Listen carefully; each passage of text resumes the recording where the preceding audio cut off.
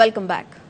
खबर दें आपको, फौजी अदालत में सिविलियन समाअत के हवाले से चीफ जस्टिस ने इस्तफसार किया कि क्या किसी का ट्रायल शुरू हुआ या नहीं। मफरूजे की बात कि ट्रायल होगा तो ये होना चाहिए, वो होना चाहिए। सलमान अकरम राजा ने अदालत को बताया अभी तक किसी का मिलिट्री कोर्ट्स में ट्रायल शुरू नहीं हुआ, समाअत कल तक के लिए मुलतवी कर दी गई है। मजीद जानते हैं राजा मोहसिन एजाज से। राजा मोहसिन, आगाह कीजिएगा।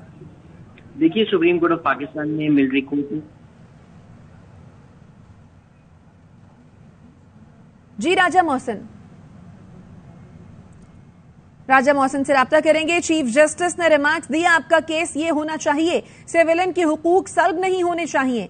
ये कहना कि मिलिट्री कोर्ट्स डिस्ट्रिक्ट कोर्ट की तरह हो तो ये केस का दायरा कार वसी कर देगा। हम ऑस्ट्रेलिया या जर्मनी की मिसालों पर नहीं चल सकते। जस्टिस एजाजुल एहसन ने इस्तफसार किया कि आप आर्मी ऑफिशियल के ट्रायल तो चैलेंज नहीं कर रहे। दरखास्त गुजार जुनेद रज़ाक के वकील सलमान अकरम राजा ने कहा, नहीं, मैं आर्मी ऑफिशियल्स के ट्रायल चैलेंज नहीं कर रहा। आर्मी एक्ट के तहत अदालत का जो इख्तियार है वही आम अदालत को हासिल है।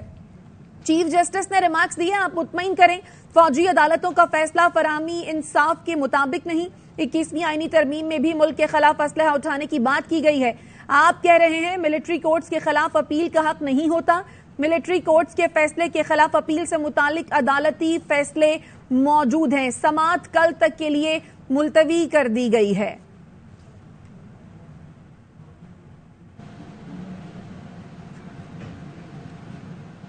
सुप्रीम कोर्ट के बाहर लतीफ खोसा मीडिया से गुफ्तगू कर रहे हैं। बहुत पहले से करते चले आ रहे हैं, बेंचेस की तश्कील पर एतराज, और इसी तरह वो सब्सटेंशियल जो है इश्यूज को वो डॉर्मेंट करके वो रेशोज की तकसीम में लगे हुए हैं, और सब्सटेंशियल जस्टिस से वो बहुत ज़्यादा एतराज़ कर रहे हैं। तो आज जब बाकी उसके बाद शुरुआत हुई और नया बेंच बना, 6 रुकनी बेंच, तो फिर उस वक्त राजा साहब ने बहस शुरुआत की और उसमें उन्होंने ये बावर करवा के साबित कर दिया कि FB अली से लेकर और जो लियाकत हुसैन से लेकर और उसके बाद जो है डिस्ट्रिक्ट बार एसोसिएशन रावलपिंडी से लेकर और वो तमाम इहाता महरम अली के केस से शुरुआत करके ये बावर करवाया कि मिलिट्री कोर्ट सरे से अदालत ही नहीं है, कोर्ट ही की तारीफ में नहीं आती है,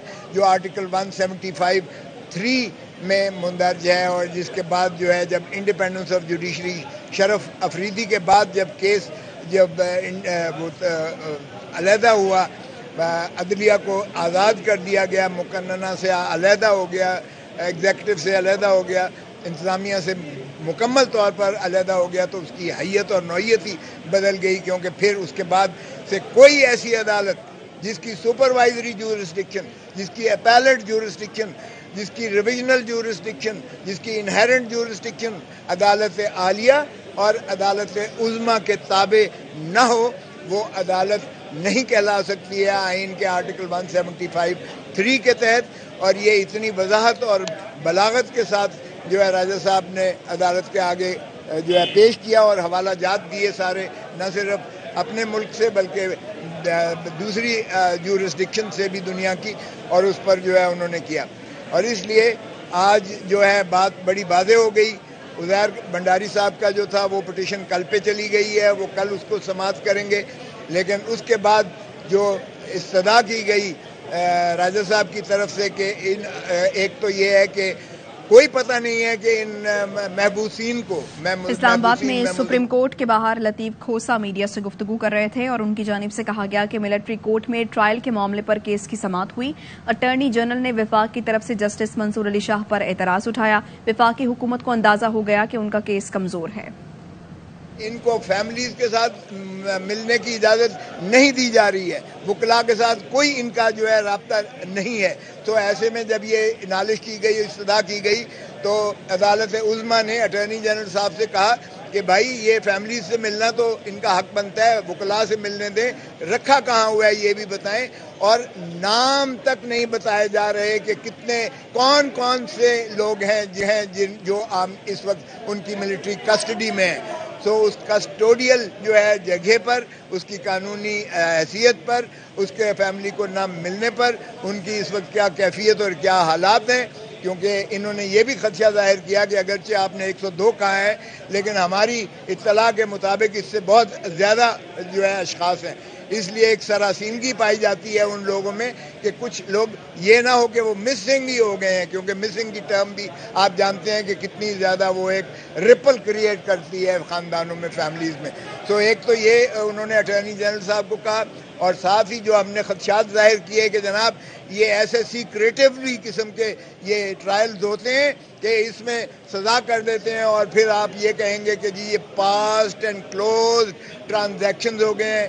اور محرم علی کے کیس میں آگے بڑھیں اور آپ کو بتائیں، قائم مقام صدر صادق سنجرانی نے فائنانس بل 2023-24 کی منظوری دے دی ہے. بل پر دستخط کر دیے. قائم مقام صدر کے دستخط سے بجٹ کی منظوری کا عمل مکمل ہو گیا. گزشتہ روز قومی اسمبلی نے فائنانس بل کی منظوری دی تھی، جس کے بعد اسے دستخط کے لیے صدر مملکت کو بھجوایا گیا تھا. گزشتہ روز قومی اسمبلی میں فائنانس بل میں مزید ترامیم کے تحت 215 ارب کے نئے ٹیکس عائد کیے گئے ہیں. فائنانس بل کی منظوری سے الیکشن ایکٹ ترمیمی بل کو ایکٹ آف پارلیمنٹ بنانے میں بریک تھرو کا امکان ہے. صادق سنجرانی کے بحیثیت قائم مقام صدر دستخط سے فوری نافذ ہونے کا امکان ہے. قائم مقام صدر کی جانب سے الیکشن ایکٹ بل پر بھی دستخط جلد متوقع ہے. قائم مقام صدر کے دستخط کرتے ہی بل ایکٹ آف پارلیمنٹ بن جائے گا.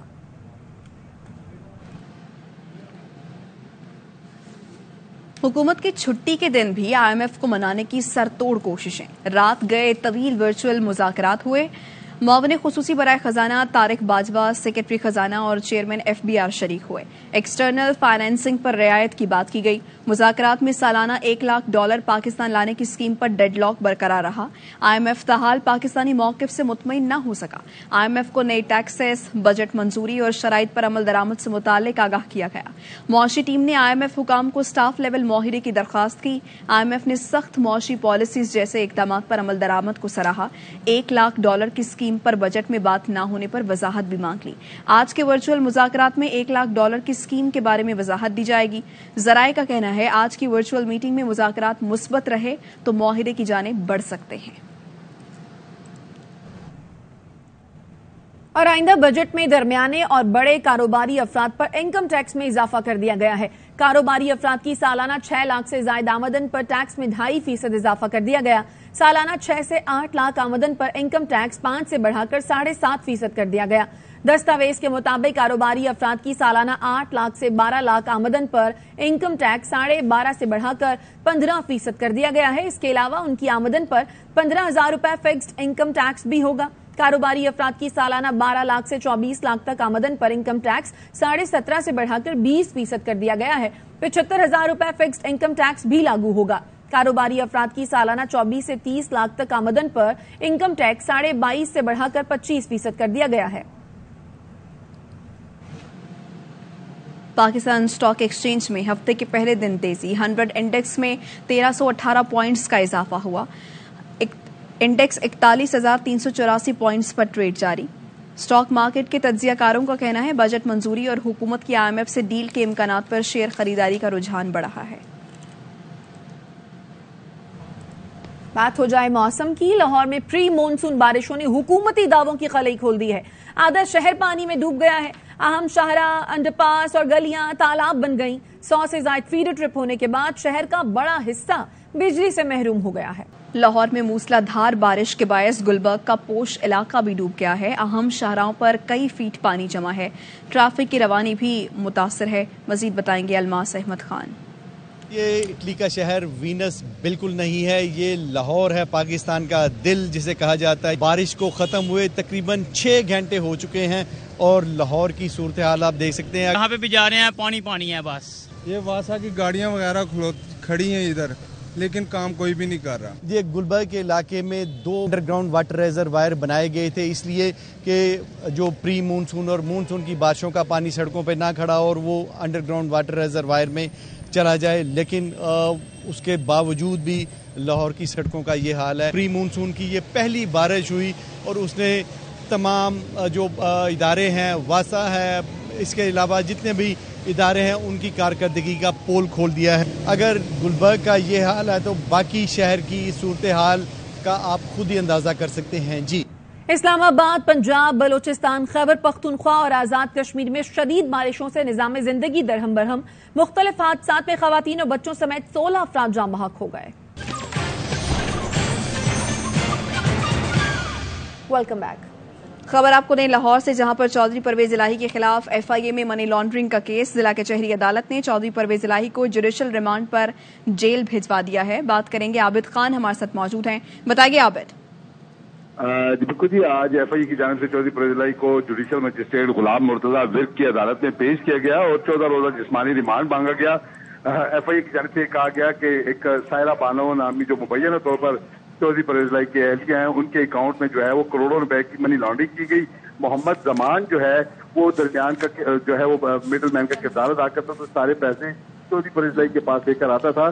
تاہم چودھری پرویز الہی کے وکیل کا یہ کہنا تھا کہ کسی بھی قسم کا کوئی ثبوت موجود نہیں ہے. جو آڈیو ریکارڈنگ پیش کی گئی، جو بینک اسٹیٹمنٹ پیش کی گئی اور جتنے بھی ثبوت پیش کیے گئے ان میں کہیں بھی چودھری پرویز الہی کا نیکسس ثابت نہیں ہوتا. انہوں نے عدالت سے سزا کی کہ نہ صرف جسمانی سزا مسترد کی جائے بلکہ انہیں اس مقدمے سے ڈسچارج کیا جائے. عدالت نے مخلہ کے دلائل مکمل ہونے کے بعد چودھری پرویز الہی کی جسمانی سزا مسترد کر دی اور 14 روزہ جوڈیشل ریمانڈ پر جیل بھجوا دیا. عابد آپ کا شکریہ. اداروں کے خلاف متنازع بیان. سیشن عدالت نے ایف آئی اے کو شہباز گل کو گرفتار کرنے کا حکم دے دیا. عدالت نے کہا شہباز گل پاکستان میں جس ایئرپورٹ پر نظر آئیں گرفتار کر کے پیش کیا جائے. چیئرمین نادرا شہباز گل کے شناختی کارڈ بلاک کریں. جج نے کہا شہباز گل دانستہ کیس کے ٹرائل کو آگے نہیں بڑھانا چاہتے. شہباز گل کی فیصل آباد کی رہائش گاہ کے باہر اشتہاری قرار دینے کا اشتہار چسپاں کیا جائے. عدالت نے ڈی سی فیصل آباد اور اسلام آباد کو شہباز گل کی پراپرٹیز کی رپورٹ 3 دن میں دینے کا بھی حکم دیا ہے. ادھر اے ٹی سی نے ڈاکٹر یاسمین راشد کی بعد از گرفتاری درخواست ضمانت خارج کر دی. یاسمین راشد پر شیر پاؤ پل پر سڑک بلاک کرنے، اداروں کے خلاف تقریر کرنے اور جلاؤ گھیراؤ کا مقدمہ درج ہے. عدالت نے عدم پیروی پر ڈاکٹر یاسمین راشد کی درخواست ضمانت خارج کی. اور دبئی پاکستانی سیاست کا مرکز بن گیا. آصف زرداری اور نواز شریف کے درمیان آج دبئی میں ملاقات طے ہے. ملاقات میں بلاول بھٹو زرداری اور مریم نواز بھی شریک ہوں گے. نواز شریف سے ملاقات میں آصف زرداری میثاق معیشت معاہدہ کرنے پر بات کریں گے. ملاقات میں معاشی صورتحال اور آئندہ کے لاہے عمل پر غور ہوگا. سابق وزیر اعظم نواز شریف فیملی کے ہمراہ شاہی خاندان کی فراہم کردہ رہائش گاہ ایمریٹس ہلز میں قیام پذیر ہیں. گزشتہ روز نواز شریف نے رائل فیملی اور دبئی کی بزنس کمیونٹی کی عام شخصیات سے ملاقاتیں کی. نواز شریف دبئی میں چند دن قیام کے بعد ابوظہبی اور سعودی عرب بھی جائیں گے. سعودی عرب میں 1 ہفتہ قیام کے بعد واپس دبئی آئیں گے. مریم نواز کے ہمراہ دبئی کی عام شخصیات سے بھی ملیں گے. عید الاضحیٰ پر مسلم لیگی وفد بھی سابق وزیر اعظم نواز شریف سے ملاقات کرے گا.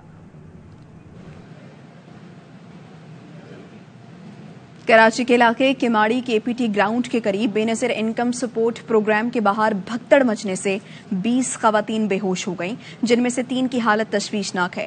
ریسکیو ٹیموں نے متاثرہ خواتین کو اسپتال منتقل کر دیا ہے. چلاس میں بھی گورنر فارم میں بی آئی ایس پی دفتر میں بدنظمی کے بعد فائرنگ ہوئی.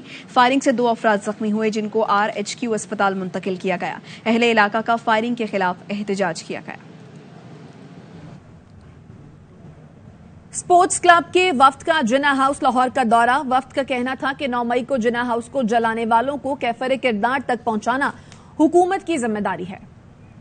ان کا ہم قرض نہیں اتار سکتے ان خاندانوں کا جنہوں نے قربانیاں دی ہیں اس ملک کے لیے. پاک فوج ہماری ریڈ لائن ہے. دہشت گردوں نے یہ کھلی دہشت گردی کی ہے اور یہ قائد اعظم کی رہائش گاہ کو تہس نہس کیا ہے. میرا متعلقہ اداروں سے یہ مطالبہ ہے کہ ان کے خلاف بھرپور کارروائی کی جائے. جنہوں نے یہ نقصان کیا ہے، یہ ہمارا گھر جلایا ہے، ہمارا دل جلایا ہے، ان کو کیفر کردار تک پہنچانا چاہیے. بے شرموں نے مسجد تک کا لحاظ نہیں کیا، لہذا ہم حکومت پاکستان سے اپیل کرتے ہیں اور پاک فوج سے اپیل کرتے ہیں جن لوگوں نے بھی یہ کام کیا ہے انہیں بھرپور سزا دی جائے. اور ابھی آپ کو بتائیں D G ISPR major general Ahmed Sharif Chaudhry کی اہم پریس بریفنگ اب سے کچھ ہی دیر میں ہونے جا رہی ہے. اپڈیٹ کر رہے ہیں آپ کو D G ISPR major general Ahmed Sharif Chaudhry کی اہم پریس کانفرنس اب سے کچھ دیر بعد ہوگی. D G ISPR major general Ahmed Sharif Chaudhry اب سے کچھ ہی دیر میں پریس کانفرنس کریں گے اور جیسے ہی وہ پریس کانفرنس کریں گے تو ہم آپ کو براہ راست دکھائیں گے. D G ISPR major general Ahmed Sharif Chaudhry کی اہم پریس کانفرنس اب سے کچھ ہی دیر میں متوقع ہے. DGISPR मेजर जनरल अहमद शरीफ चौधरी अब से कुछ ही देर में अहम प्रेस कॉन्फ्रेंस करेंगे। जैसे ही ये प्रेस कॉन्फ्रेंस शुरू होगी आपको बराह रास्त दिखाएंगे। DGISPR मेजर जनरल अहमद शरीफ चौधरी अब से कुछ देर में अहम प्रेस कॉन्फ्रेंस करेंगे। वापस आएंगे एक ब्रेक के बाद, साथ रहिए।